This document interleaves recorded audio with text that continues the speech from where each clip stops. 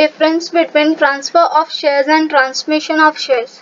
अब transfer of shares और transmission of shares मतलब क्या?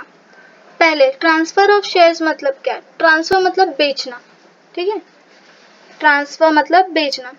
Transfer of shares means voluntary और deliberately giving away one shares to another person by entering into a contract with the buyer. मतलब क्या? यहाँ पर आपको आपके शेयर्स क्या करने, बेचने हैं समझो, तो आप क्या करोगे? खुद की इच्छा से, डेलिबरेटली मतलब जानते हुए, वॉलेंट्री मतलब अपनी इच्छा से क्या कर रहे हो? शेयर्स दूसरे को दे रहे हो। Away, giving away one shares, खुद के शेयर्स टू अनदर पर्सन, दूसरे को दे रहे हो। By entering into a contract with the buyer, मैं अपने शेयर्स क्या कर रही हूँ? बेच रही हूँ। किसे? एक बायर है जो वो शेयर्स खरीदना चाहते हैं। हम दोनों के बीच में क्या होगा? कॉन्ट्रैक्ट बनेगा। मैं अपनी इच्छा से अपने शेयर्स क्या कर रही हूँ? बेच रही हूँ। डेलिबरेटली मतलब जानते हुए बेच रही हूँ, ठीक है। तो यहाँ पर जब हम अपने शेयर्स बेचते हैं, अपनी इच्छा से बेचते हैं, तो वो उसे क्या कहते हैं? ट्रांसफर ऑफ शेयर्स, ठीक है। अब ट्रांसमिशन ऑफ शेयर्स मतलब क्या? समझो, जो शेयर होल्डर है, जो ओनर है उस शेयर का, उससे शेयर्स क्या हो रहे हैं? ट्रांसफर हो रहे हैं। बट किस वजह से ट्रांसफर हो रहे हैं?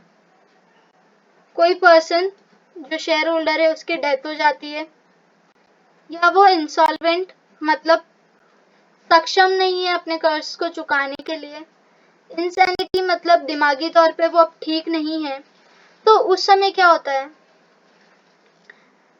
देखो समझो, it means transfer of ownership. एक पर्सन जो ओनर था उस शेयर का जो मालिक था, वो क्या हो रहा है? यहाँ पे ट्रांसफर हो रहा है वो ownership of members shares to his legal representative. अब लीगल रिप्रेजेंटेटिव मतलब क्या? जो नॉमिनी है, समझो आप बैंक में आपके कुछ पैसे आप एफडी करते हो, तो आप एक नॉमिनी रखते हो कि अगर बाय चांस किसी कारण के वजह से एक पर्सन जो होल्डर है, उस जो पर्सन जिसने एफडी किया है, उसे कुछ हो जाता है, उसकी डेथ हो जाती है, या वो इतना सक्षम नहीं होता है उसे हैंडल करने में, तो वहां पे क्या होता है? उसके नॉमिनी को वो ट्रांसफर हो जाता है। तो यहाँ पर क्या है? जो लीगल रिप्रेजेंटेटिव होता है, मतलब नॉमिनी, जो हमने वहां पर लिखवाया है जिसका नाम, उसे क्या होगा? क्या हो जाएगा? उसका जो ओनरशिप है ट्रांसफर हो जाएगा किसे? उस लीगल रिप्रेजेंटेटिव को, due to the operation of law.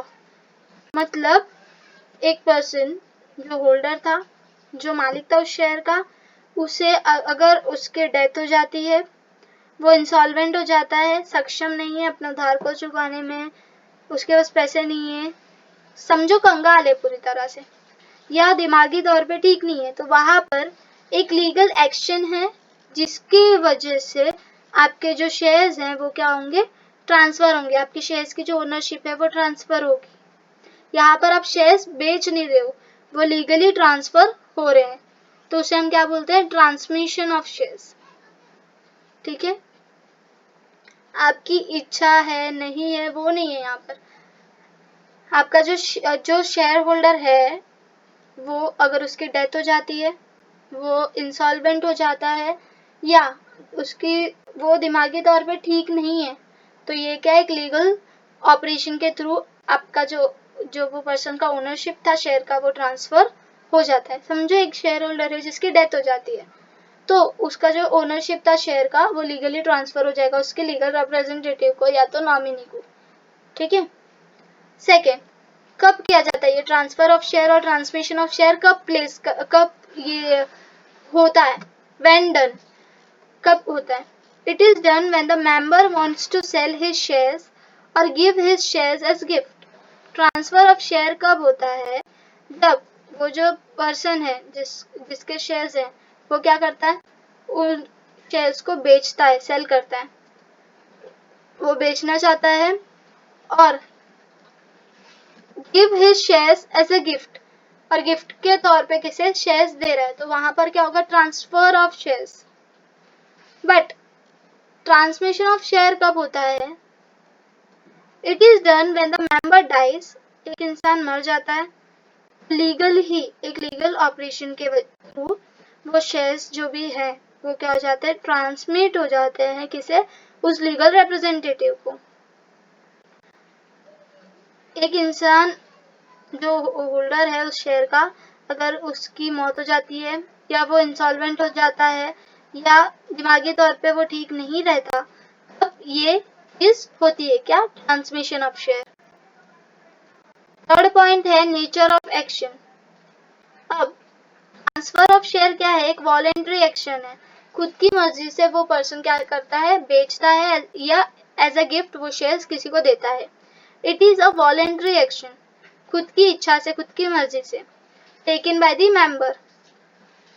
Transmission कब होता है, ये किस टाइप का, it is an involuntary action, आपकी इच्छा वहां पर मायने नहीं रखती। एक वो क्या है, एक लीगल ऑपरेशन, एक लॉफुल ऑपरेशन है जिसके अंडर में क्या हो रहा है, आपके शेयर्स ट्रांसमिट हो रहे हैं। अगर जो मेंबर है जिसके शेयर्स थे, अगर वो उसकी डेथ हो जाती है तो वो एक लीगल ऑपरेशन के थ्रू आपके शेयर्स उसे ट्रांसमिट हो जाते हैं, ठीक है, किससे, लीगल रिप्रेजेंटेटिव को। तो ये क्या एक इनवॉलेंट्री एक्शन है। फिर कौन सी पार्टीज इन्वॉल्व होती हैं इसमें, ट्रांसफर ऑफ शेयर्स और ट्रांसमिशन ऑफ शेयर्स में कौन सी पार्टीज इन्वॉल्व होती हैं, बहुत इंपॉर्टेंट क्वेश्चन है तुम्हारे एग्जाम पॉइंट ऑफ व्यू से भी। तो अब कौन सी पार्टीज इन्वॉल्व है, transfer of shares there are two parties involved, member who is called as transferor and the buyer who is called transferee. मतलब अब जो पर्सन शेयर्स बेचना चाहता है, पहला वो, और दूसरा जो उसे खरीदना चाहता है। तो जो उसे बेचना चाहता है उसे हम क्या बोलते हैं, ट्रांसफरर, और जो उसे खरीदना चाहता है, जो उसका बायर है, उसे हम क्या बोलते हैं, ट्रांसफरी। ठीक है, कितने पार्टीज इन्वॉल्व है, दो पार्टीज, सेलर एंड बायर। यहाँ पर सेलर को बोला गया है ट्रांसफरर और बायर को बोला गया है ट्रांसफरी। ठीक है, फिर ट्रांसमिशन ऑफ शेयर जब होता है तब क्या होता है, there is only one party, एक ही पार्टी होती है, जो नॉमिनी है उस मेंबर का, the nominee of the member in case of death. अगर वो मेंबर की डेथ हो जाती है तो उसके नॉमिनी को वो चीज ट्रांसमिट हो जाती है, वहां पर क्या है, एक ही पार्टी इन्वॉल्व है। और द लीगल रिप्रेजेंटेटिव, या जो लीगल रिप्रेजेंटेटिव है वो इन्वॉल्व होगा। ठीक है, इंस्ट्रूमेंट ऑफ ट्रांसफर, कैसे इंस्ट्रूमेंट किया जाता है, मतलब ट्रांसफर किया जाता है। Transfer requires instrument of transfer, it is a contract between the transferor and transferee. दोनों के बीच में एक कॉन्ट्रैक्ट बनता है, काय का कॉन्ट्रैक्ट है, सेल का कॉन्ट्रैक्ट है। यहाँ पर जो शेयर मेंबर था उस शेयर का ओनर था, वो क्या कर रहा है, एक कॉन्ट्रैक्ट में आ रहे हैं वो लोग, और एक पर्सन वहां पर शेयर्स बेच रहा है और दूसरा पर्सन खरीद रहा है। ठीक है, ट्रांसमिशन ऑफ शेयर में कोई इंस्ट्रूमेंट की जरूरत नहीं है, no instrument of transfer is needed. Initiated by, कौन इनिशिएट करता है इसे, ट्रांसफरर। ट्रांसफरर कौन है, जो सेलर है। Transferor initiate the transfer process, वो क्या वो चाहेगा, तो वो उसका जो वॉलेंट्री चाहता है या डेलिबरेटली चाहता है, तो वो क्या करता है, शेयर्स बेचता है, ट्रांसफर करता है। तो इसका इनिशिएशन यहाँ पर होता है, इनिशिएट ये करता है, इनिशिएटिव इसका होता है। ट्रांसमिशन ऑफ शेयर में लीगल रिप्रेजेंटेटिव और official receiver initiates the process of transmission. समझो, वो जो मेंबर है या जो होल्डर है उस शेयर्स का, उसकी डेथ हो जाती है, तो इनिशिएट कौन करेगा, जो उसका लीगल हायर होगा या लीगल रिप्रेजेंटेटिव होगा या ऑफिशियल रिसीवर होगा जिसे वो मिलना चाहिए। अगर हम देखें एक नॉर्मल लाइफ में, तो एक पर्सन की डेथ के बाद उसके बेटे को लीगल हायर बोला जाता है, उस लीगल रिप्रेजेंटेटिव बोला जाता है हर चीज के लिए। वैसे ही एक लीगल रिप्रेजेंटेटिव होता है transmission of share. Consideration something in return, consideration मतलब उसके बदले में कुछ मिलता है क्या। Transfer of share is done often by members to receive some consideration, कुछ कंसिडरेशन के लिए किया जाता है। अब आप शेयर्स बेच रहे हो तो आप गिफ्ट दे रहे हो तो कोई प्रॉब्लम नहीं है, लेकिन आप अगर शेयर्स बेच रहे हो, बायर आपसे शेयर खरीद रहा है, तो आप क्या चाहोगे कि आपको भी उसके बदले में, शेयर्स के बदले में कुछ मिले। कंसिडरेशन मतलब समथिंग इन रिटर्न, उसके बदले में कुछ मिलना। तो transfer of share is done often by member to receive some consideration that is money. पैसे के लिए वो क्या करता है, शेयर्स बेचता है, ठीक है। That is buyer has to pay for the shares, shares जो वो खरीदेगा बायर, जिसे वो पर्सन बेच रहा है, उसको क्या करना पड़ेगा, पैसे देने पड़ेंगे।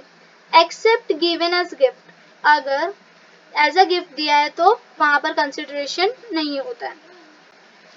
बट ट्रांसमिशन ऑफ शेयर में no consideration is involve here. ये क्या एक लीगल प्रोसीजर है, एक पर्सन के डेथ या उसके वो जो क्राइटेरिया है वो फुलफिल ना होने पर जब शेयर्स ट्रांसमिट होते हैं, वहां पर कुछ ये नहीं होता है कि उसके बदले में उस मेंबर को कुछ पैसे मिलेंगे क्या, ये सारी चीजें। तो no consideration is involve here. The legal heir और official receiver need not to pay for the shares, shares के लिए उसे कुछ भी पे नहीं करना होगा। Liability, the liability of the transferor ends, मतलब जिम्मेदारी। The liability of the transferor ends after the shares are transferred.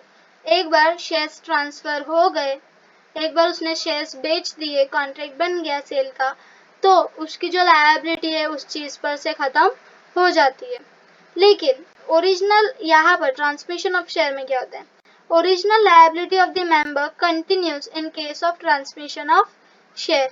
Original liability continue करती है, इस भले ट्रांसमिशन हुआ है फिर भी ओरिजिनल लायबिलिटी किसकी होगी, उस मेंबर की होगी। स्टैम्प ड्यूटी, आप अगर शेयर्स बेच रहे हो तो आपको स्टैम्प ड्यूटी करवाना पड़ेगा। Stamp duty as per the market value of shares has to be paid.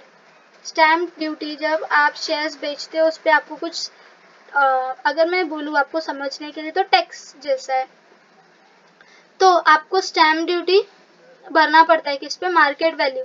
उस शेयर्स की मार्केट वैल्यू क्या है उसके हिसाब से आपको स्टैम्प ड्यूटी क्या करना पड़ता है, भरना पड़ता है। लेकिन जब ट्रांसमिशन हो रहा है शेयर्स का तो आपको स्टैम्प ड्यूटी नहीं भरना होता है, क्योंकि वहां पे शेयर्स बिक नहीं रहे। जब शेयर्स बेचे जाते हैं और खरीदे जाते हैं तब वो स्टैम्प ड्यूटी भरना होता है, ठीक है।